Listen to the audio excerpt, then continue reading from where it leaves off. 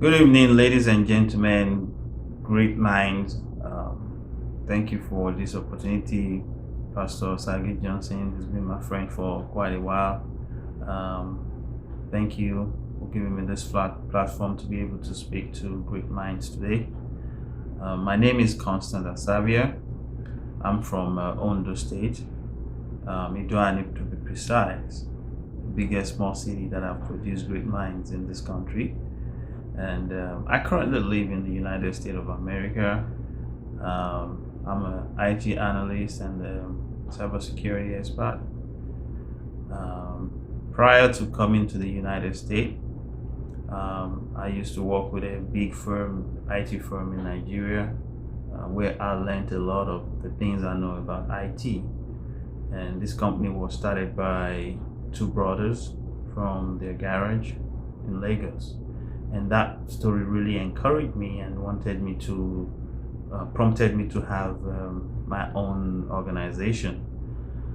So I was the company first staff in Abuja when I moved to Abuja, and I decided after a few years to start my own organization too, which is an IT firm, and we were able to contribute and implement some projects in Nigeria. But along the line, I kept discovering myself, knowing that I have this passion for youth, because the problem at that point was we didn't have so much mentors to look up to, people that would talk to us, that will encourage us to be who we want to be in life. But along the line, I kept meeting people, and I, at a point, was able to meet with the former governor of Ondo State, who was the then Minister of Housing in FCT Abuja. And, I was able to do a couple of IT projects for him. And when he was moving to Ondo State as the governor, I decided to go run for an office because there's a saying that it's when good people don't act that bad people thrive. And I believe that the story in this country we all know is because we have the same set of people going into politics every time. So I decided to move into politics to run for an office. So eventually became a special advisor on the information technology to the governor of Ondo State. And at that point, I wanted to use my office to reach out to the young ones, the youth, the graduates who, instead of them, waiting for government to do things for them, we want to be able to discover talent. And with the help of a very good friend of mine, EMERGE2020 to be precise, we were able to stage the first Youth Economic Summit in Ondo State. That's where we discover a lot of young talent. People were coming to my house, where we had the first IT hub in Ondo State at that point, from different colleges around Ondo State, from Futa, Ondo State University, Afe Babalola, and a couple of other universities around, and polytechnics. So my house became a hub for the young people, where we were focused on social change and how we can use IT to, develop and provide solution to the problems at hand. We happened to be the first group that did Google mapping for Ondo State. Before then, the Youth Economic Summit was organized, and we invited great people like Fela Toye, Dayo Israel, Femi Pedro, to come and talk to the people. And from there, I had the passion of keeping the people we discover, and we're able to get two of my great minds into Microsoft and Google and some other IT companies, and these guys are doing really well today. I said that to say this. There's a saying from Ralph Waldo Emerson that say, "Do not go where the path may lead." go instead where there is no path and leave a trail. This brought me to the point where a lot of us in Nigeria and Africa and some part of the world too, we have this sense of entitlement waiting for government, parents to do things for us. But I realized that you have to go ahead and get what you want. Number one, you have to determine what you want, what you like. My story was not that smooth and easy. I had to fight for everything that I was able to achieve. And up till now, I'm still on that battleground. With the grace of God, we're still thriving and we're still hoping and desiring to do more. And I know that this is part of the reason why Pastor Osage have organized this program to be able to speak to great minds like you. Consider yourself very lucky to have people who want to mentor you. And I know there are a great number of people here that have a lot of ideas. And these ideas will scare you to the point that you don't even know where to start. But I'm happy to tell you today that you have to start somewhere. The journey of 1,000 times start from one point. And I would like to encourage you that let no man talk you out of your dreams. I will encourage you to have your dreams written out, what you want to achieve written out, placed by your bedside, put it in your purse. This will encourage you when you wake up every day and you see it by your mirror side, by your bedside, to be able to do a lot. I remember starting my own company. When I wrote my resignation letter, I didn't know what to do, but I've registered my company. I was ready to move. I didn't know how to get the first project. But the thing is, I was ready. I was prepared. And that's one point I would like to bring up to you. When you're prepared, when opportunity comes, it finds you. It is very important. People just don't wake up and become an opportune millionaire, billionaire one day. So I was prepared, I was ready. I've been doing that for about 4 years before I put in my resignation, and I knew inside of me that it was time for me to move on.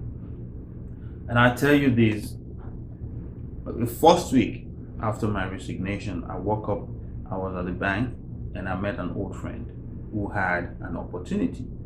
They had a problem, and I was the solution to it. If I wasn't ready, that wasn't going to be an opportunity for me as well.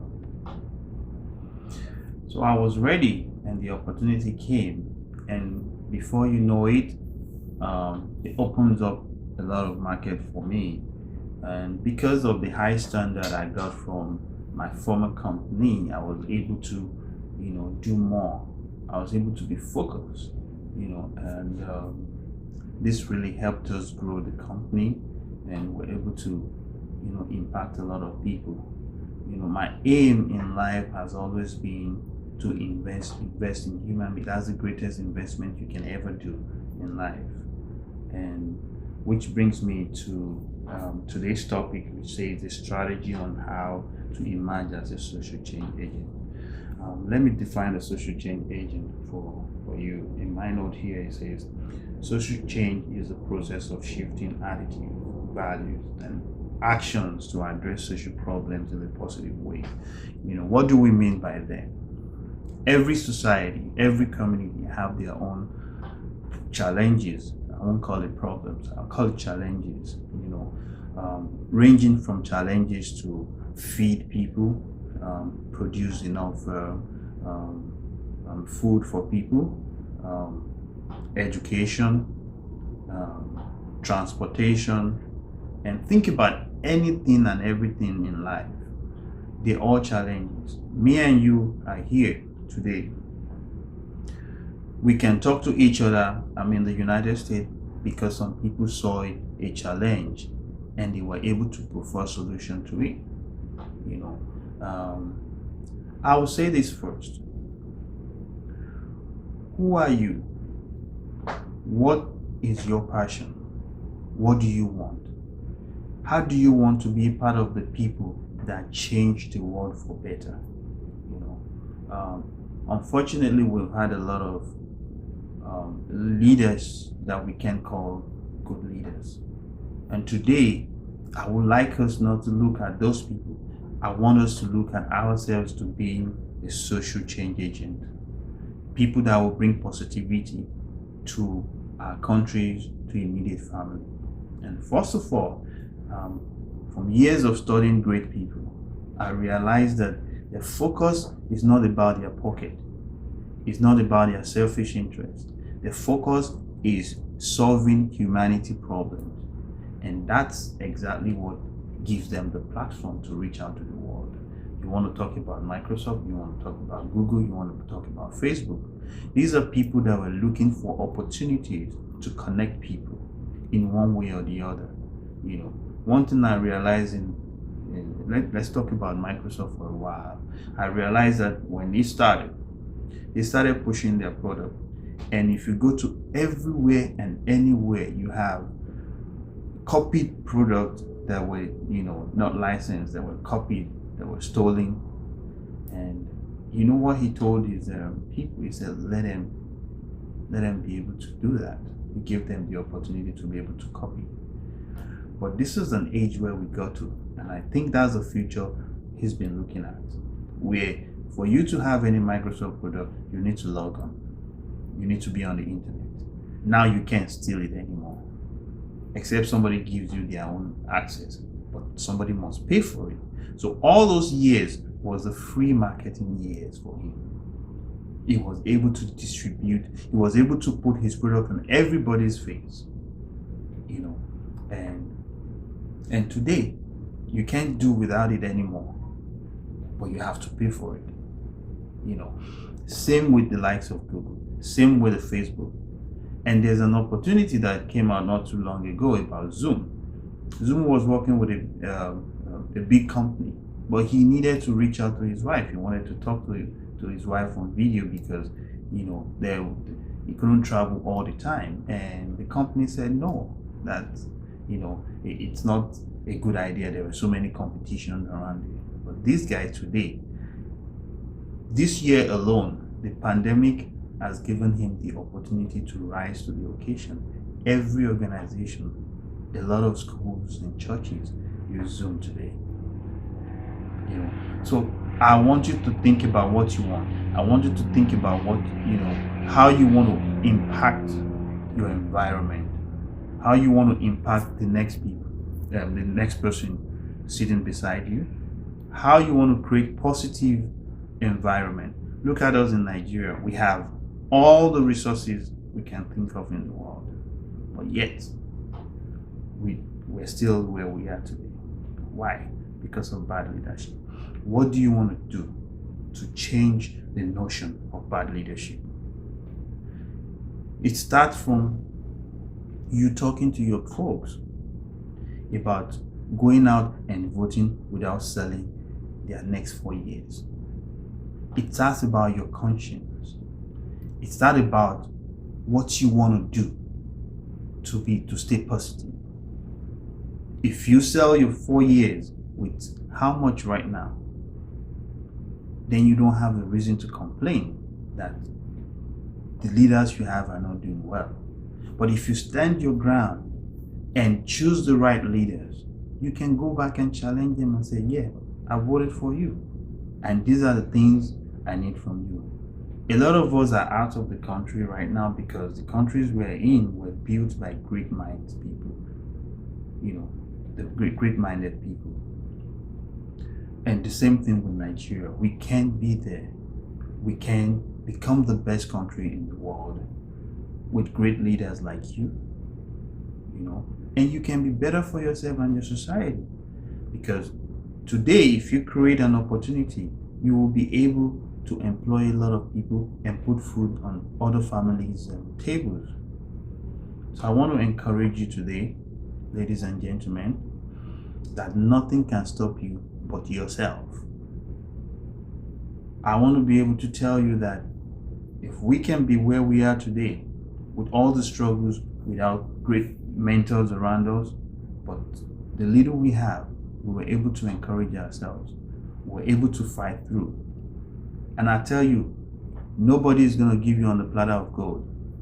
I remember some people will say, oh, I just wish I sleep and wake up and become a billionaire. It doesn't work like that. It doesn't work like that. You have to fight for what you want. That's how life is.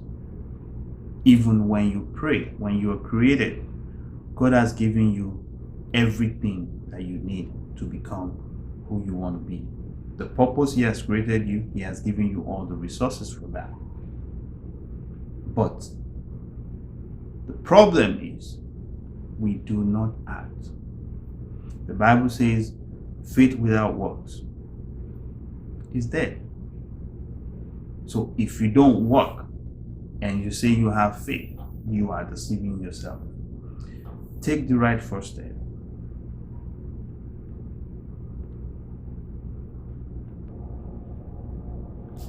So my number one strategy to emerge as a social change agent is to have a clear vision. I'll say you pick a course to change. And I'll give you an example.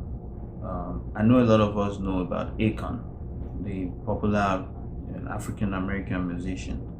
He was a successful musician in America, but he has a passion for Africa. And he sold everything he made here in the United States and went back to Africa to provide electricity from every village in his environment. He's trying to build a new city around there.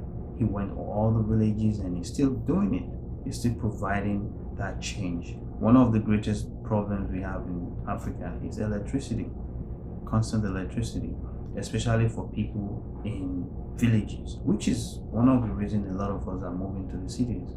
Life in the village is way more better, but he has picked a course, and at the same time, he's making a fortune out of it. So like I said, in one from the beginning, and like I said, when you're providing a solution, focus on the solution. All other things that you desire will come with it. And number two, I would say, understand and analyze the environment you want to change. You can't bring a change to an environment you don't understand. And one of the best ways to do that is read books. If you're looking into education, why do we have this kind of education we have right now? Why can't we have a standard education that can be compared to all the Western countries and everything? What can I do in my own local environment? If you're living in some suburb cities and you want the kids in that environment to have the same opportunity the kids in Lagos have, or in a lot of other big cities have, how do I bring that kind of change? You have to understand what the challenges are, your environment, the problems, and how you can prefer a solution to that. And I'll tell you this: change is not just going to come like that. It is hard. It's like it will fight back, and you have to be tough. I like the book that says tough times never last, but tough people do. Change is not going to come easy. You have to fight for it. So you have to repeat as much as you can. Sometimes you start, you fail. It doesn't mean that you have not done well. It just means that you're making an impact where it is tough, where it is hard. And I like the idea of co-creation. When you're starting something and you have people that can buy into your ideas, it is better to work with people, so that you can achieve better and more and better. You can't do it all by yourself. It's not easy. It's not possible. I won't say it's not possible, but it's easier when you do it with people than when you do it by yourself. Patient and persistent, it's a great strategy for you. It's virtue. I know a lot of us want it to happen like yesterday. I've never seen any business or or any great things that starts yesterday and today it's like that. By the time you hear of them, it's been like 5 years, it's been like 10 years into it. Like a wise man always says, he said the only business that starts from the top to the down is digging a grave. We're not digging a grave here. When you want to build a house, you first lay the foundation. You allow the foundation to dry before you start putting a lot of stuff on it, before it becomes the house you want. So you have to be prepared to be patient. You have to be prepared to be persistent and consistent on what you're doing, and ask yourself tough questions. Some of us, when we have mentors and the mentor sits us down and talk to us and ask us tough questions, we get angry, we get agitated. Why is he asking me those kind of questions? No, you yourself need to ask yourself those questions. Why am I here? Why am I doing this? And a lot of other questions you can ask yourself. Do it and do it honestly. Ask for accountability partners, because when you are not accountable to things, it probably don't make so much meaning. You can relax. Not that a lot of people don't try in life. They try and park, and when they park, they slip off. You understand? So I know we get tired at one point, but after a while, you have to wake yourself up. If it's one thing you want to do, if it's a vision you have to make a change to this generation, do it. I like the word from Nike that says, just do it. That brings me to this, that the change that I saw, the change that I wanted, I was able to use my platform as an essay on ICT to bring people together, and from there, I was able to build lives. And the most important thing, the greatest thing I've ever done in my life that makes me proud, is being able to impact those young people. And I can tell you today, they're in big companies right there in Lagos. Some of them work at InterSwitch, KPMG, Microsoft, and a lot of other big companies. Some of them are in the United States here with me too, and this, every time I see this, it makes me happy, it makes me proud, because I've been able to help a lot of families, because one person in the family is able to touch and raise other people around them, and this brings me to the conclusion. I say, in the end, I know change is not easy, but it is possible. Yes, we can do it. Just do it.